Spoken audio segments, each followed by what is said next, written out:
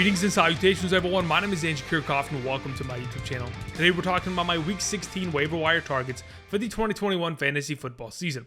On today's episode, we're going to be talking about prospects at the running back, wide receiver, tight end, quarterback, kicker, and defensive positions going into Week 16. Prospects that are not only going to bolster our lineups and potentially give us the best chance of winning our Week 16 matchups, but help us advance to our Week 17 championships. Of course, it's called Championship Sunday for a reason, and perhaps in many of our cases, help us win it all and accomplish the singular goal that we've all been striving towards. Now, many of the prospects that I do mention on today's episode are widely available, and many of them are going to be benefiting from the fact that, of course, injuries are occurring all across the National Football League. Again, we are seeing players miss on a weekly basis. At this pace, no players are immune to missing a given week, and to be totally honest, many of the players that are going to be missing a significant amount of time based on Sunday's injuries, I mean, they're superstars, and the players that are going to fill in for them are going to have incredible opportunity, and we'll talk about that as hopefully many of you guys have grabbed your handcuffs for respective running backs or have gone ahead in weeks past and heeded some of my advice in terms of picking up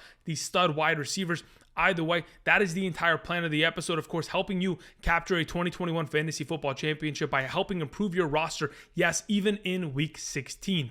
Now, before we begin today's video, I want to, of course, thank you guys for the support. I want to, of course, mention that if you have not yet already, please be sure to subscribe to the channel. We're making fantasy football content for the entirety of the 2021 season, even going past Week 18 towards the NFL playoffs. A lot of content coming down the line for those of you who are interested in playing fantasy football even after your respective season is done. And you're wondering, Andrew, how exactly are you going to get that done? Well, via Underdog Fantasy. If you guys haven't checked them out already, there's a link down in the description. If you're trying to play fantasy football on a weekly basis outside of your own respective redraft or dynasty leagues, be sure to check out Underdog Fantasy. They have daily contests, whether it is matchups for Monday Night Football, Tuesday Night Football, Thursday Night Football, in which you can draft a team and compete against thousands of others for prizes. Or, of course, go ahead and play the Pick'ems game, where you pick over and under on a given statistic, put together 5 of those correctly, and 20 times your overall money. Again, check them out. Use promo code Andrew today if you go ahead and do so. Underdog Fantasy is willing to match up to $100 of your first deposit. Again, that's promo code Andrew. Link down in the description. Thank you very much.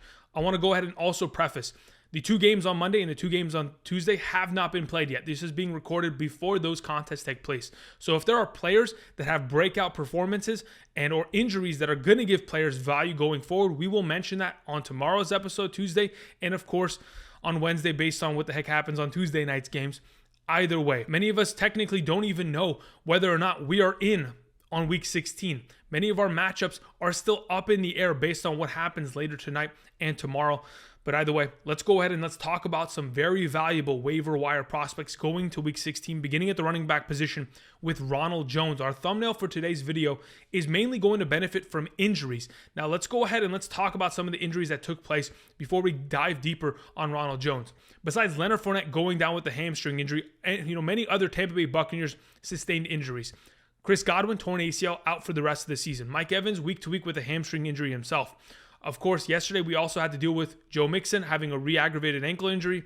Austin Eckler earlier today going to the virus IR list. Pat Freiermuth having the second concussion in the last 3 weeks. He's not the only player that has suffered his second concussion of the season. Teddy Bridgewater yesterday knocked himself out. Drew Lock obviously inserts himself into that lineup and perhaps gives more value to those receiving options. Lamar Jackson still dealing with that bone bruise in his ankle. Obviously, Tyler Huntley been able to fill in just nicely for him, giving them a good chance. And Sterling Shepard torn Achilles. Either way, a bunch of injuries that have certainly hurt many of our teams and certainly hurt our potential chances to advancing to Week 16. But nonetheless, if you are going to advance, and there is a potential in which a player like Ronald Jones, who is currently only rostered in 34% of leagues, is still available in your league, by all means, you need to have him on roster. He is the number 1 pickup of the week. He is the most valuable prospect going forward.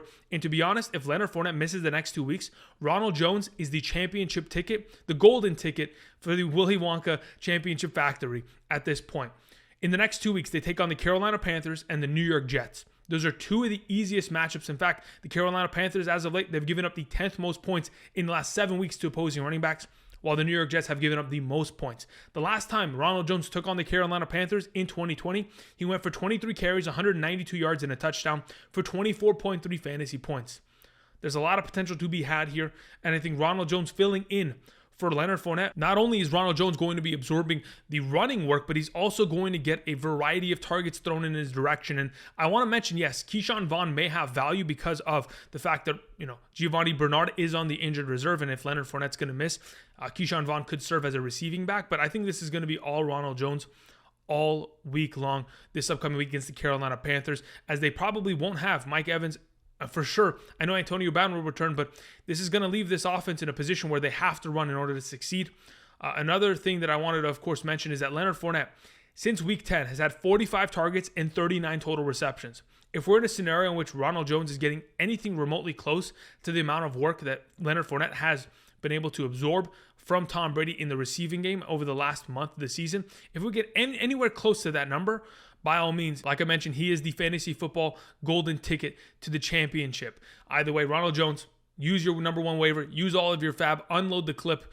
He is the pickup of the week. Moving on to Justin Jackson. Now, of course, like I mentioned a little bit earlier, Austin Eckler has been moved to the virus IR list along with many other Los Angeles Chargers. If we're in a scenario in which Justin Jackson is going to be the starting running back for this team, well, he will serve pretty well because we saw him get a lot of work this last week against the Kansas City Chiefs on Thursday Night Football when Austin Eckler was still dealing with an ankle injury, had himself 13 carries for 86 yards, 10.4 total fantasy points, currently only rostered in 5% of leagues. Again, I've been talking about it. You want to have your handcuffs on roster. Ronald Jones and Justin Jackson are exactly that. So if you didn't go ahead and prepare for the fantasy playoffs accordingly, maybe you'll have a second chance to go ahead and pick up these players, but they certainly need to be rostered just in case we see Austin Eckler missing this upcoming week. Moving on to number 3, we have Craig Reynolds. Again, with the fact that DeAndre Swift, Jamal Williams have been out for the last couple weeks here, Craig Reynolds has come in and been absolutely fantastic. 26 total rushing attempts on Sunday against the Arizona Cardinals for 112 rushing yards, 12.2 total fantasy points. By all means, did we anticipate him to have a great game? Absolutely not. Was he in the conversation of being a top 24? Absolutely not. But guess what? Craig Reynolds does not care, and the Detroit Lions do not care about what you have on your fantasy team via the Arizona Cardinals. They came and they played upset special. Currently, Craig Reynolds is available in 87% of leagues. So surely he should probably be available in your league, and if he is, go ahead and pick him up. He's going to have value. They just signed him to the main roster, which makes me think that, of course, we're going to see Jamal Williams and or DeAndre Swift miss another week here. Craig Reynolds has a lot of value considering he is in that range of 10-plus points, and that's even without scoring a touchdown as of late. Moving on to Devontae Booker. Speaking of a player that is in that 10-point range, in the last 2 weeks, he has put up 9-plus fantasy points in both contests. He's getting a lot of work in the receiving game and touching the ball out of the backfield, regardless of the fact that Saquon Barkley, he himself is getting a lot of touches. With Mike Glennon as the starting quarterback for the New York Giants, of course, we're going to see a lot of targets go to the respective running back position as he's trying to check the ball down and get the ball out of his hands. Nonetheless, I think there's a lot of value to be had. When you have a running back splitting carries and snaps with Saquon Barkley, you may be thinking, okay, maybe they're going to have a little bit of value. But as of late, Devontae Booker, and even earlier this season, in the absence of Saquon Barkley, Devontae Booker proved that he is a valuable running back, and he is playing as such. He's a great option as our number 4, as potentially a wild card kind of RB3 status this week. Moving on to Duke Johnson. Now, Duke Johnson came out of nowhere because Myles Gaskin and Salvon Ahmed were both activated for the New York Jets game. And we thought to ourselves, well, they're both going to run over them. But unfortunately, it was all Duke Johnson as he went for 22 carries, 107 yards for his first start this season in 2021. The guy was, at home on the couch, came in and dominated 25 fantasy points. He has been signed to the active roster. He looks like he's, coming off of a monster week of 2 touchdowns. He may be in a scenario in which he may be digging into Myles Gaskin's overall opportunity going forward. Hopefully that's not going to be the case, but we have to preface that there's a possibility that may be the case. And if that is, we need to have this man on roster, pick him up as our number 5 running back option of the week. The final player I wanted to mention is Samaje Perine. If in fact Joe Mixon's ankle injury is going to hold him out or keep him limited in any sort of capacity, Samaje Perine needs to be rostered, currently available in 87% of leagues. I think he should absolutely be picked up and rostered just in case. If he has the opportunity of starting, we know he's a 10-plus point play in that offense. All right, now that we've talked about our respective running backs for the week, let's talk about wide receivers. Players that we've talked about in weeks past. For the last 3 weeks, we've talked about Amon-Ra St. Brown. For the entirety of the season, he's been a guy that we've wanted to roster, then he has failed us. Wanted to roster, then he's failed us. But in the last 3 weeks, he has been unstoppable. He has had a total of 35 total targets, and I talk about it all the time. When you see targets at that variety, in the last 3 weeks, 12, 12, and 11. When you're seeing that many volume of targets, it's not because TJ Hawkinson's not only there, but it's also because he's finding himself open. You don't get targets unless you're open in the National Football League. Sure, there are some quarterbacks that'll just throw it to their number one regardless of the coverage. But in this specific scenario, Amon-Ra St. Brown, who is available in 70% of leagues, is open far too often for defensive coordinators to sleep at night. I think Amon-Ra St. Brown, an absolute number one pickup, and should be addressed as such. Moving on to Gabriel Davis. If you went ahead and you picked him up last week based on what I talked about, then you've obviously greatly benefited from his 23-point performance. 5 catches, 2 of those for a receiving touchdown. I mean, all in all, the fact that he has scored 4 touchdowns in the last 3 games, and the fact that he's associated with such a successful offense, and the fact that Emmanuel Sanders is injured, Gabriel Davis, the sky is the limit. He should absolutely be picked up. I know that they unfortunately have a tough matchup this weekend against the New England Patriots, but as long as Stephon Diggs is on the other side of the field pulling J.C. Jackson's number one coverage, then Gabriel Davis on the other side will certainly have himself some opportunity at success this week. I think the weather hopefully will be a little bit different than the last time these two teams played, and that should benefit Gabriel Davis and Josh Allen going forward. Moving on to Tyler Johnson. Again, like I mentioned, with Mike Evans dealing with a hamstring injury week to week and Chris Godwin tearing his ACL being done for the season, I think Tyler Johnson fills in to that, Chris Godwin role. Now, I understand Chris Godwin is more than just a receiver. He is also a blocking threat for that offense, and it's certainly going to be tough to, fill in for him. But with all that said, Tyler Johnson's the next man up. I know Rashad Perriman could be in that conversation, Scotty Miller, but I think in terms of the slot role, it is most likely going to be Tyler Johnson stepping in there and stepping up and hopefully delivering some great performances going forward against Carolina and the New York Jets in the next 2 weeks here. Moving on to Josh Reynolds, another one of these Detroit Lions receivers. As we'll continue to see on today's episode, the Lions across the board have a lot of fantasy value going forward, regardless of who they're playing. I think the fact that we've seen Josh Reynolds come into this Lions offense and in the last 4 weeks average 11.5 fantasy points per game just continues to pay dividends in his investment. He's currently rostered in only 10% of leagues.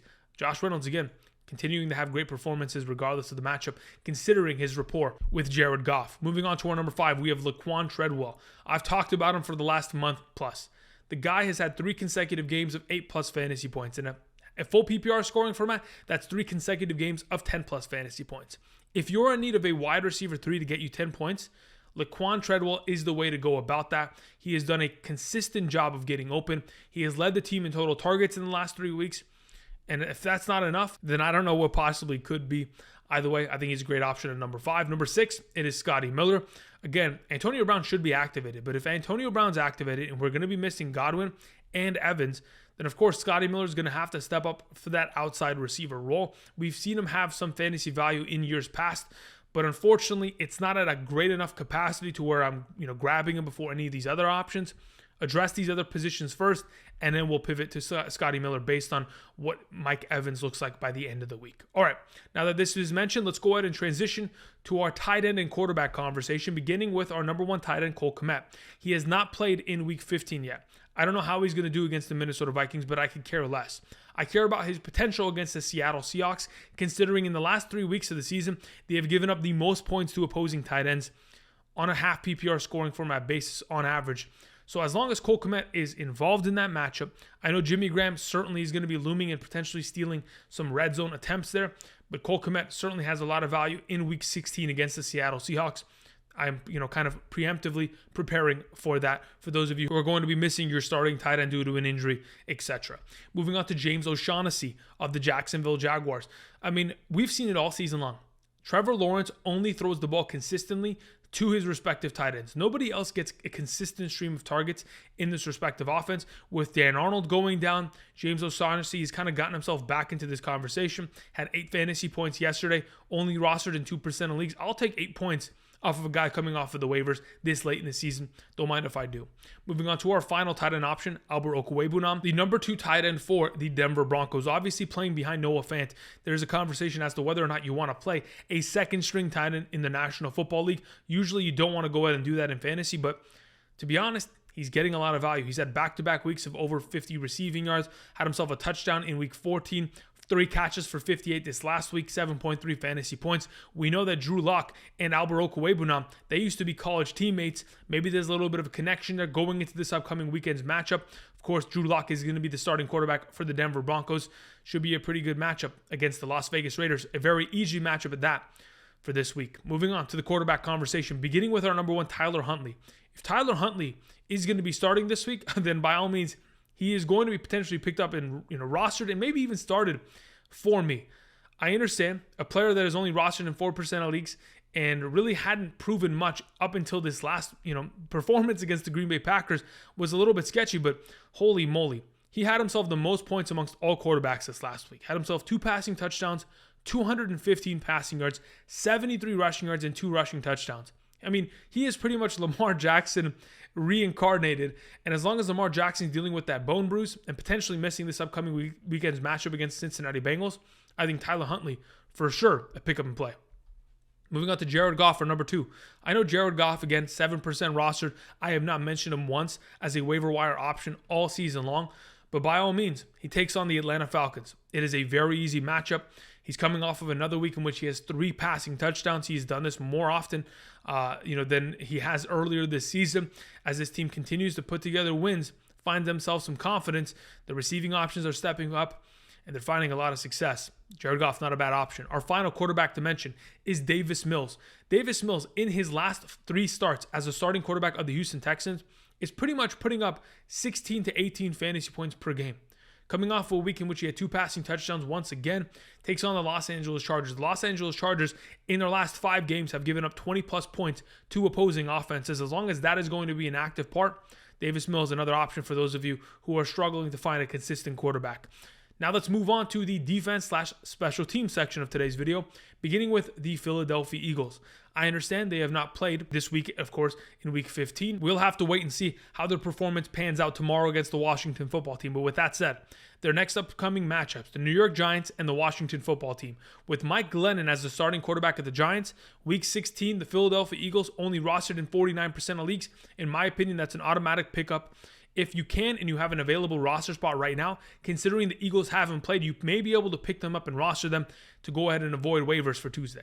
Moving on to the Seattle Seahawks, our number 2, taking on the Chicago Bears, then the Detroit Lions. If in fact they're able to put together performances like they similarly have as of the last couple of weeks, they could very easily get to 7 to 10 points in the next 2 weeks. If they're able to put up that many points, then by all means, they're a decent overall defensive play with the upside of scoring a lucky touchdown of any sort. You never know in those given scenarios. But right now, Seattle Seahawks, not a bad option. Moving on to our final defense. Yes, that is in fact the New York Jets logo there. And is it a mistake? No, it's not a typo. The New York Jets take on the Jacksonville Jaguars this week. The Jacksonville Jaguars, since week 8, have given up a bunch of points. In fact, the most points to opposing defenses that have played against them. Defenses that have played against them this season, since week 8, have scored 10, 21, 10, 6, 11, 14, 8, and 13 total fantasy points in those given weeks. They're only 2% rostered and in a pretty good matchup this upcoming week. Moving on to the kicker position, we talk about Evan McPherson. Again, for somehow, some way, if he's still available, I know he's available in 75% of leagues. Hopefully, you're not one of those leagues, but maybe you are. If you are, by all means, you have to pick him up because in the last 5 weeks, he's been averaging 13 fantasy points per game. The last time they took on the Baltimore Ravens, he had himself over 10 fantasy points as the Cincinnati Bengals blew out the Baltimore Ravens 41-17. Another great option there, Evan McPherson. If you're going to put up 10 plus points a week on average, you have to be on my roster. Moving on to Michael Badgley. He is currently available in 85% of leagues with only a 15% rostership. Taking on the Arizona Cardinals should be a higher scoring event since week 7. Michael Badgley has put up 7 plus fantasy points in every single performance. He's been averaging 8.7 fantasy points per game since then. Overall, not a bad option in a good matchup. The final kicking option I wanted to mention is Brett Maher of the New Orleans Saints. I know yesterday was able to put together a good performance considering the game score was 9-0 literally. But in the last 2 weeks, he's had 12 and 10 total fantasy points. He's only rostered in 1% of the league. They take on the Miami Dolphins. I think it's a pretty good option there for those of you who are in desperate need of a consistent kicking option in an offense that may not be able to score as much down in the red zone considering they don't have the best overall offensive pieces. Either way, those are our Week 16 waiver wire targets across the board from running back, wide receiver, tight end, quarterback, kicker to defense as you can see on screen. There are still a lot of matchups to be played today and tomorrow. Hopefully, it'll present more fantasy options that you can pick up and, of course, improve your roster to help you capture a 2021 Fantasy Football Championship. Thank you, everybody, for watching. Be sure to check out Underdog Fantasy. Use promo code Andrew today. Enjoy today's games. I'll talk to you guys tomorrow about our top 36 running back rankings for week 16 of the 2021 Fantasy Football season. And until then, enjoy the night, and I'll see you guys tomorrow. Peace.